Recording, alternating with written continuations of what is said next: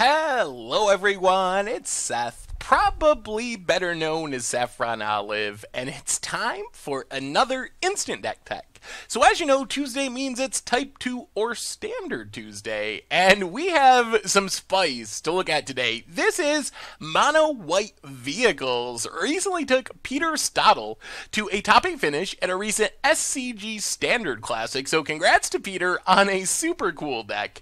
A quick reminder before we break down Mono White Vehicles for Ixalan Standard. If you enjoyed this deck and you'll want to see it made into videos, take a minute, click the like button, the subscribe button, leave a comment, anything you can do to support your deck, because whichever deck is most popular gets a shot at being made into videos next week. Before we get to Mono White Vehicles, wanted to mention really quick, only 128 bucks in the paper world, 87 ticks on Magic Online, so not quite in our budget range, but still a lot cheaper than Ramadan Bread, Teamer Energy, some of the more expensive decks in the format, and getting a top 8 at a Classic is a pretty sweet finish. So anyway, let's talk Mono White Vehicles, starting with two of our three vehicles. So the vehicles in the deck, the main ones, we have Heart of Kiran and Aethersphere Harvester, which are both just super powerful cards. Heart of Kiran, downside is it's legendary, upside is it's a 2-mana 4/4 flying vigilance, which is really absurd. It kind of costs a lot to crew. We need to tap creatures with at least 3 power, but we do have the upside of being able to crew with a Planeswalker by removing a loyalty counter, and we do have a Planeswalker in our deck for that trick. We also have Aethersphere Harvester, which is great against Ramadan Bread, any sort of aggro deck, and just really good all around. It can block Glorybringer, doesn't die to Glorybringer since it's not a creature when Glorybringer attacks. Good against Ramadan Bread to gain some life, so just another really strong vehicle.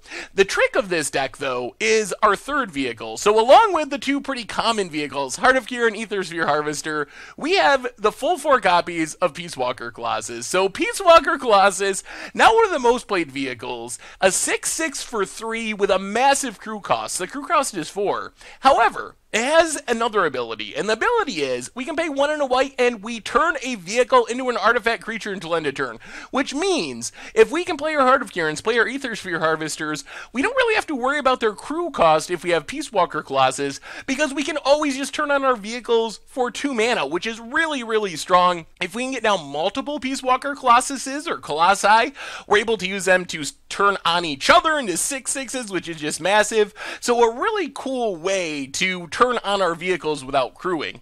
Since we're playing so many vehicles, we got Sram's Senior Edificer as well. So Sram, not one of the most aggressive cards in our list, but it generates a ton of card advantage. Every time we play a Heart of Kiran, an Aethersphere Harvester, a Peacewalker Colossus, we're drawing an extra card, which finds us more vehicles, more creatures to crew the vehicles. Only a 3 of in the deck because it is legendary, so we always want one Sram, or pretty much always, but we don't really want to just draw a ton of Srams, but still a great card advantage engine if it sits out on the battlefield.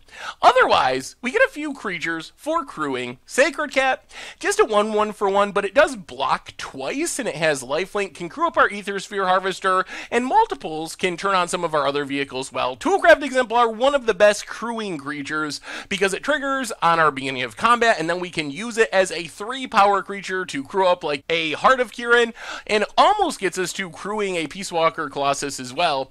And then Fairgrounds Warden gives us a removal spell that is also a creature for crewing purposes, so that kind of rounds out our creature base.